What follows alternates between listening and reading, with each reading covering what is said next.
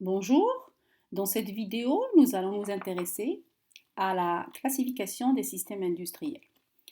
En tant qu'ingénieur et quelle que soit votre spécialité, quand vous entrez dans une unité industrielle en tant que nouvelle recrue ou que vous préparez un entretien d'embauche ou que vous essayez de rédiger une lettre de motivation pour le décrochage d'un stage, votre première préoccupation devrait être le fait de situer la typologie du système industriel dont il s'agit.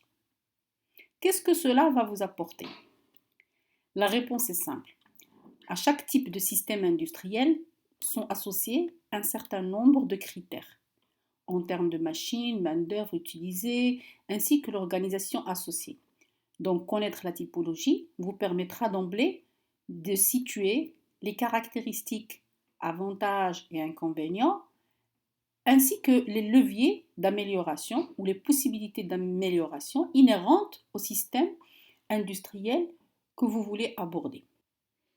Ces informations seront précieuses pour tenir la discussion avec les professionnels, pour poser les bonnes questions et vous donnera une longueur d'avance lors d'un entretien d'embauche ou orientera votre plan d'action pour traiter des problématiques industrielles. En tout cas, c'est l'objectif derrière cette série de vidéos sur la thématique typologie des systèmes industriels. Dans cette première vidéo, nous classons les systèmes industriels de manière simple et non simpliste en deux grands groupes, l'industrie des procédés et l'industrie manufacturière. Pour expliquer la différence entre industrie manufacturière et industrie des procédés, nous avons besoin de remonter très très loin dans le temps, exactement au moment où l'homme a cherché à sortir de la vie de nomade à la vie de sédentarisation.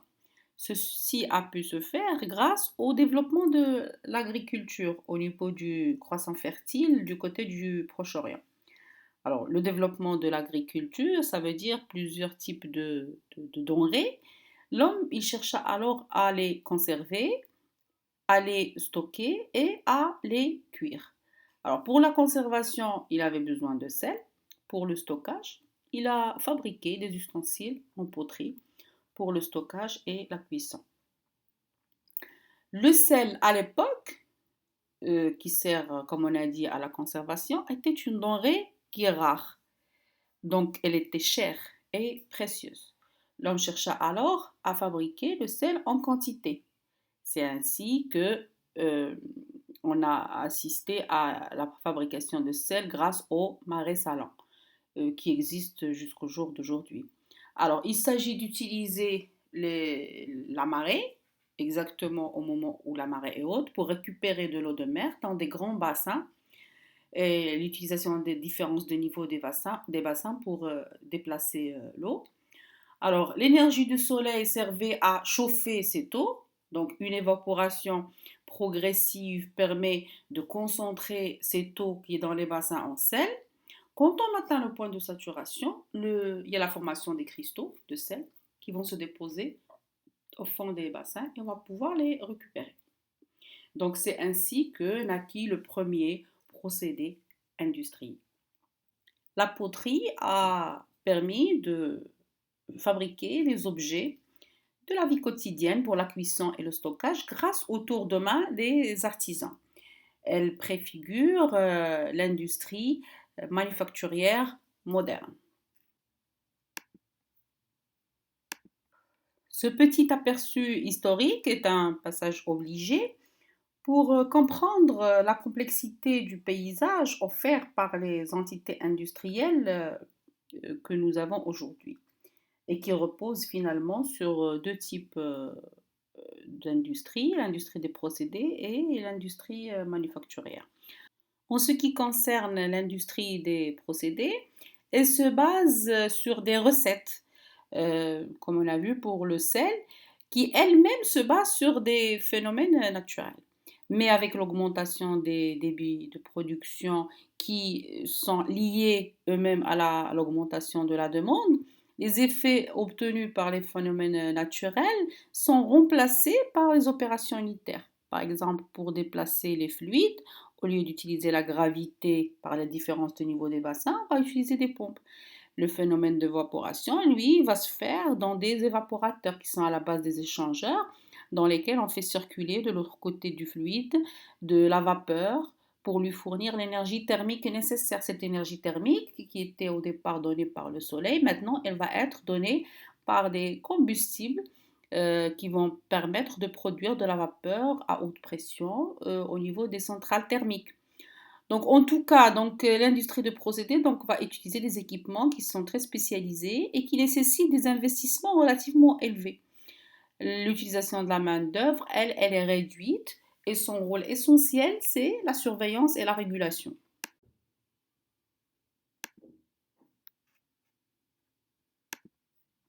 L'industrie manufacturière, elle, s'intéresse à la fabrication d'objets de toutes sortes, un peu comme la poterie qu'on a citée auparavant. Elle va reposer sur l'utilisation du travail humain, du tour de main au lieu d'avoir des artisans, là, on va passer plutôt à des ateliers. Donc, il s'agit de gestes ou de tours de main effectués par des opérateurs dans des ateliers pour fabriquer des objets de toutes sortes. Mais avec l'augmentation des débits de production et le travail humain est partiellement remplacé par des machines. Mais ce sont des équipements qui sont non spécialisés et nécessitent des investissements relativement peu élevés. En contrepartie, vous l'avez bien compris, la main-d'œuvre dans ce cas est beaucoup plus importante que dans le cas de l'industrie des procédés. Finalement, on retient que l'industrie des procédés euh, est basée sur l'utilisation de recettes et on retient le mot recette. Ces recettes sont testées au niveau du laboratoire pour déterminer les différents paramètres. Ensuite, à l'échelle pilote pour adapter par rapport à l'effet d'échelle, avant de concevoir l'usine qui va permettre de fabriquer le produit. Dans le cas de l'industrie manufacturière, il s'agit de fabrication d'objets et on retient le mot objet par rapport à l'industrie manufacturière. Dans ce cas, on conçoit l'objet en saisissant le besoin exprimé ou latent du client. Ensuite, on fait une analyse fonctionnelle externe qui se termine par un CDCF, un cahier de charge fonctionnel, qui n'est rien d'autre qu'une modélisation du besoin de client. Ensuite, on fait une analyse interne pour proposer un objet qui satisfait le besoin du client modélisé au niveau du CDCF.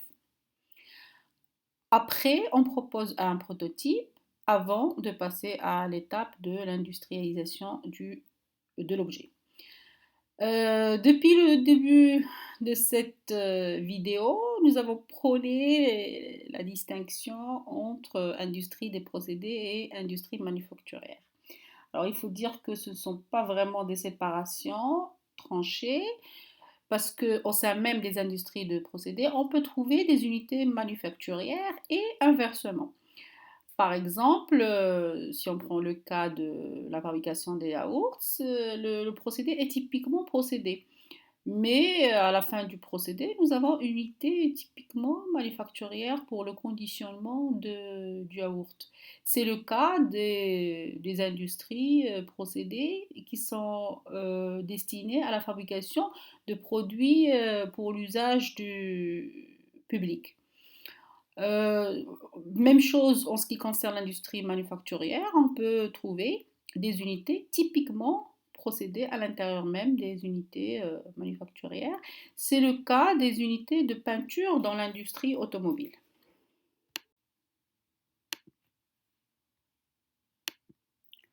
L'industrie de procédés reposant sur des recettes, comme on a dit, donc la matière première va subir une transformation qui est au cœur du procédé. L'étude effectuée au niveau du laboratoire et ajustée à l'échelle pilote permet de définir les additifs nécessaires. Ils sont appelés consommables. ainsi que les différents paramètres tels que la température, la pression, la granulométrie, pour que la transformation puisse se passer dans de bonnes conditions, c'est-à-dire pour obtenir un bon taux de conversion. Alors pour cela, nous avons besoin d'une étape qui précède la transformation, dite étape de préparation, dans laquelle la matière première ainsi que le consommable sont préparés via différentes opérations unitaires pour donner les conditions favorables à la transformation. Le flux à la sortie de la transformation est un mélange de produits finis, c'est-à-dire ce qu'on a l'objectif de produire avec cette unité de fabrication, d'autres éléments qu'on appelle sous-produits et qui sont susceptibles d'être valorisés, et puis des rejets. Alors, cette étape de séparation qui vient après la transformation, elle a pour objectif d'isoler le produit fini des sous-produits, des rejets. La transformation de la matière première en produit fini nécessite des moyens humains, matériels, financiers, ainsi de suite, et subit des contraintes relatives au marché, c'est-à-dire de compétitivité par rapport aux autres entreprises. Dans l'industrie manufacturière, on a dit que les produits finis sont sous forme d'objets. En fait, ces objets sont constitués par des pièces, un ensemble de pièces. Ces pièces vont être ce qu'on appelle les produits semi-finis, qui sont eux-mêmes obtenus à partir de la matière ou des matières d'œuvre qui vont passer à travers des postes de production où ils vont subir un certain nombre d'opérations. Alors, ces produits finis sont assemblés dans des postes d'assemblage en fonction de la gamme de fabrication de chaque produit fini. Et bien entendu, comme on a vu pour l'industrie des procédés, on a besoin pour réaliser tout ça de moyens humains, matériels, et on doit aussi tenir compte de contraintes relatives à la compétitivité. La compétitivité d'une entreprise est une notion que nous avons déjà abordée dans la vidéo relative aux missions de l'ingénieur. D'ailleurs, nous avons précisé qu'elle était liée aux critères QCDSE, Q comme qualité, C comme coût, D comme délai, S comme sécurité et santé des opérateurs et E comme environnement ou énergie. Aujourd'hui, on s'intéresse à la notion de délai, le D de QCDSE. Alors cette notion de délai, elle est liée au mouvement des liquides ou solides ou le transport de pièces et de matières premières entre différents postes, mais aussi à ce qu'on appelle le flux d'information. La réactivité d'une entreprise ou le délai, lié au délai, elle est du ressort de ce qu'on appelle la fonction logistique. La fonction logistique donc s'intéresse au flux de production et va prendre le relais après la fonction production. Il faut distinguer entre la logistique interne qui s'intéresse au flux physique et d'informations entre les clients internes, c'est-à-dire les différents postes au niveau de l'usine, et la logistique externe, qui est plus connue sous le nom de supply chain, qui s'intéresse aux flux physiques et d'informations, mais cette fois qui sont liés à l'approvisionnement et à la distribution en amont et en aval de l'usine. En ce qui concerne la logistique interne, il s'agit de réduire le lead time de production, c'est-à-dire le temps qui s'écoule entre la génération d'une commande et l'obtention du produit fini.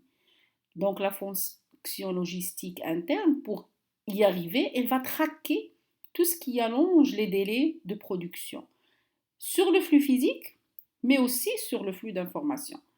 Alors la fonction production, elle va traquer à son tour tout ce qui réduit les quantités produites, d'où la différence entre la fonction logistique et fonction production qui coexistent au niveau de chaque unité industrielle. Dans l'industrie type procédé, on verra que la logistique interne prend une dimension qui est moins importante par rapport à l'industrie manufacturière en raison du fait que dans l'industrie manufacturière, on fait appel au travail humain et puis à la manutention, ce qui allonge les délais de fabrication. Dans ce schéma, nous présentons un procédé industriel de point de vue logistique. Donc, les flèches en jaune représentent le flux physique et les flèches en violet représentent le flux d'informations. Vous noterez bien que le flux physique avec le flux d'informations constitue une boucle. Cette boucle permet le pilotage de l'approvisionnement et nous avons aussi une autre boucle qui concerne le pilotage de la fonction distribution. Alors, notons que si cette boucle-là est rompue ou bien elle est allongée à un niveau, que ce soit au niveau des flèches jaunes ou violettes, c'est-à-dire sur le flux physique ou sur le flux d'information, ceci se traduit par une augmentation du délai et une diminution de la réactivité de l'entreprise, donc une moindre compétitivité. Voyons ce qui se passe maintenant, toujours de point de vue logistique, mais sur une unité manufacturière. Les flèches jaunes représentent le flux physique, toujours, et les violettes représentent le flux d'information. Et là, nous retrouvons la boucle relative à l'approvisionnement, qu'on a vu aussi sur le procédé industriel, et celle relative à la distribution, que nous avons aussi vu au niveau du procédé industriel. Mais la particularité de l'unité manufacturière, de point de vue logistique, c'est que nous avons des boucles en interne. Nous voyons ici principalement deux boucles, la boucle de lancement de produits semi-finis et la boucle qui correspond au lancement de produits finis. Donc nous avons d'un côté le flux physique et de l'autre côté le flux d'information. Comme on a dit, si jamais il y a rupture ou le délai sur l'une de ces flèches-là, il s'allonge, ça correspond à une diminution de la réactivité de l'usine, donc ça affecte la compétitivité de l'entreprise. Alors, notons ici la notion d'encours de fabrication. Un encours de fabrication, ça va être ce qui est représenté par les flèches jaunes à l'intérieur de l'usine, mais ça peut aller au-delà, c'est-à-dire ça peut remonter du côté de la boucle d'approvisionnement ou bien de la boucle de distribution. Cela dépend essentiellement s'il y a de la sous-traitance ou pas. Donc cette notion pourra être développée un peu plus dans des vidéos ultérieures, c'est-à-dire la notion d'encours et la différence entre stock et encours de fabrication. Ainsi prend fin cette vidéo. Je vous souhaite une bonne continuation et à la prochaine.